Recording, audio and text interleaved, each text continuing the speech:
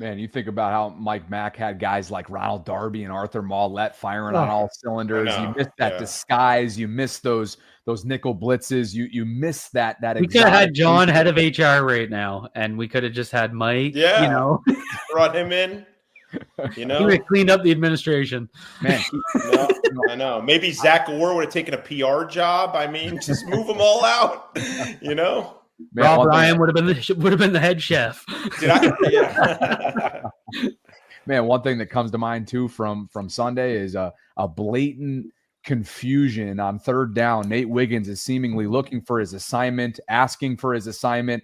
Xavier Worthy goes and burns them for a third down conversion, something that the Chiefs crushed them on. They were 4 for 4 on fourth down, 5 for 15 on third down, which doesn't necessarily like jump off the page. But when you think about the time of possession dichotomy, it makes every sense. They had they beat the Ravens at their own game, much like 6 days prior Detroit did at their own place. And I can't prove that. Go ahead, Cole. Sorry. No, I just want to say, and to be clear, because it almost sounded like I was giving Zach Orr a pass there.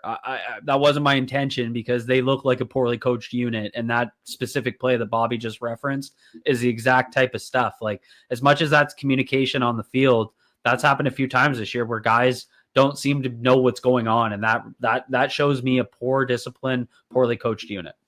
Yeah, and I could never prove this, and I don't know how you would, but I have a hard time believing how much the defense has been on the field for those first couple of weeks hasn't been the cause of some of these soft tissue injuries. You just can't. They're just playing too much. They're on the field too much that early in the season after not playing in the preseason, and guys wear down. It's hard to believe that hasn't had something to do with it. And the other thing, the other thing I would say, guys, is, it's this week. What'll be interesting to watch, does Kyle Hamilton relaying the signals and lining up the defense change anything? I'm not putting this on Roquan at all, but he's the guy now. He's going to have the green dot. A lot of people wondered, why was Kyle Hamilton in the game in the fourth quarter in Kansas City? He's the guy with the green dot. And I think they still wanted to get lined up correctly and give young guys a chance to fly around and make plays. And Hamilton, who always wants to be out there, at least was able to keep things organized and make them, make sure guys got a chance and we're in mostly in the right place. But there is a lot on Kyle Hamilton this week, because he's going to, presumably be the guys that call in the defensive signals. And in front of them are likely going to be two rookie. Well, Trent Simpson's not a rookie, but he just is not a very experienced player. So it's going to be two young inside linebackers in front of him. Very curious, too, to see if they lean on a rotation at any given point. Give Jay Higgins an opportunity. Give Jake Hummel. Give Jake Hummel an opportunity. That's right, Cole. Jay Higgins an opportunity. Maybe Roy will be coming on this show. Hey, Bobby, if Jay Higgins and Carson Vincent play extensively, just let Cole do the show next week by himself. I'm gonna stay home. No, I'm replacing you two with Roy. Jay Higgins has a day. I'm getting a new co-host. Oh man. Hey, speaking of parents too, we want to welcome Steve Loop to the chat tonight. He is mixing it up there. Father of Tyler, and as we already mentioned, I think at the top, Tyler's playing really well, kicking really well, getting that landing zone figured out last week. So best wishes to him, and congratulations, Steve, to you and your family on your son's rookie season thus far. In just a bit, as we kind of look ahead towards Houston, look ahead at where they're at right now as an offense moving forward. But first, before we get to some super chats, this episode is brought to you by our friends at Sleeper. We'll tell you more about them in just a bit. It is use promo code HMA. That'll get you up to $100 and a $100 match on your first deposit. Quick word from them right here. Sleeper is the #1 fantasy sports app. It pays to know sports. Pick more or less on top players. Your first pick is on us, so start winning now. Play in Texas, Georgia, Minnesota, and 27 more states. Pick anytime across all sports, pregame or live. Over 10 million players are already on Sleeper. Make your picks count. Score up to 1,000 times your cash. Join today. Get up to $100 credit using the code HMA. Call your shot on Sleeper. Download now. And you heard it there. Promo code HMA. That'll get you up to a $100 match on your first deposit. Terms and conditions do apply. You can see Sleeper's terms of use for details. Currently operational in over 25 states. Hopefully you guys check out our brand sponsor, Sleeper, today or tonight. Let's cook through some super chats before we jump, guys. Marco G writes, Jeff, can you ask Harbs or Todd how the communication between them works during the game? Curious why they address things a day later instead of during. Yeah, that question's been asked before, and John does talk to Todd Monken during the game.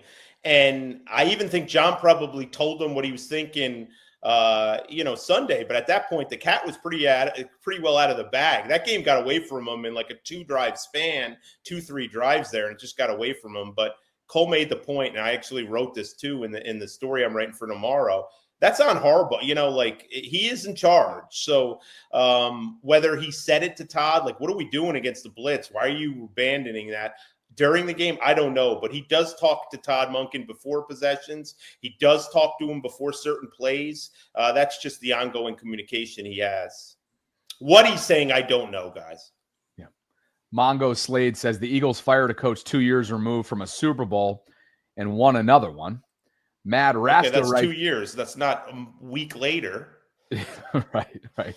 Mad Rasta says Ravens team build is bad and wasted the rookie contract years of Lamar, or should have been fired week 1 after that mess last year. The role model writes, I don't remember the last time I've seen this team actually have fun on the field.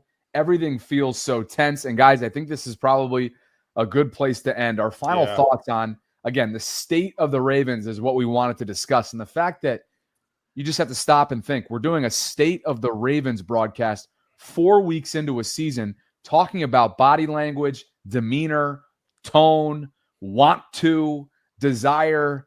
Where are they, Cole, in your mind as they get ready for week 5? Do you have a belief in your heart as a fan, or whether you want to look at it objectively or not, that Cooper Rush and company, as Jeff said many times, pulling out all the stops as they prepare for the Texans, do you feel like they can get it done and live to fight another day for Lamar's recovery? Listen, you're gonna find out a lot about this team on Sunday. I know a lot of people are very low. I'm one of them. I completely get it. I get that if it's nice out, which it looks like it's going to be on Sunday, if you want to find something else to do between the hours of 1 and 4 p.m., I completely get it. But I think when your back's up against the wall and the Baltimore Ravens' back is up against the wall, that's when you learn a lot. It's fight or flight mode. And we are going to find out if this team has fight or if it's flight. And I'm not saying, the other games were important, but this is probably going to go down as one of the most important games on the Ravens schedule, no matter what happens, because it's going to determine a lot, even though it's a week 5 game. They're not mathematically eliminated by any means, but spiritually, mentally, it's going to change a lot if they lose this game. So did they have any fight in them? Does the O-line have any fight in them? No one is going to be surprised by what the Ravens game plan is going to be. It's going to rely on this offensive line to move bodies. If they come out Sunday and they don't want to go punch someone in the mouth, then it's time to find a new offensive line, quite frankly. So I think you're going to learn a lot about what this team has, a lot about these players that there's going to have to be decisions made around some of them in the coming. Do you replace them? Do you upgrade? Where do you upgrade? There's going to be a lot of questions answered for a week 5 game. Yeah, I think Cooper Rush will be fine. We've seen him. He's been fine before when he's had to start. He'll manage the game. Will he be perfect? No. I mean, we saw it, in training camp a little. He tends to put the ball in harm's way more than you'd like. But they have to do something defensively. And shame on them if they're not in fight mode when you have all these young players who are likely going to be playing on the field. They should be plenty hungry.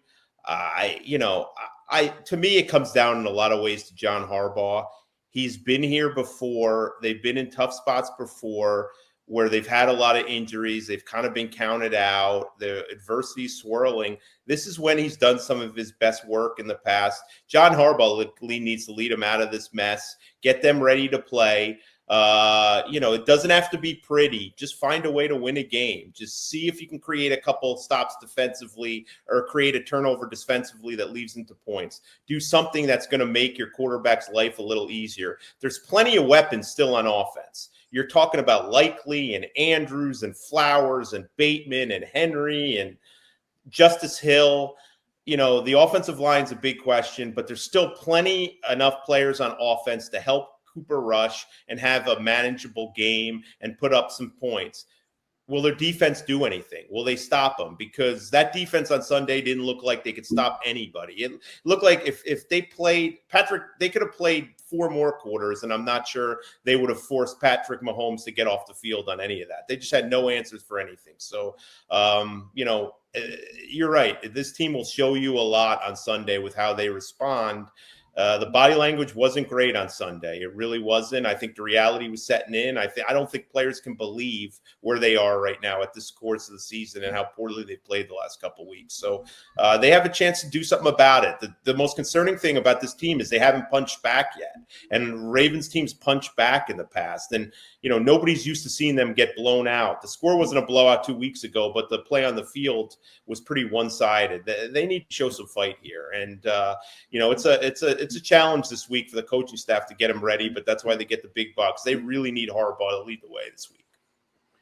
Good place to stick a pin in it, I think, guys. Houston and Baltimore coming up on Sunday. It's a Week 5, 1 o'clock kickoff at the Bank.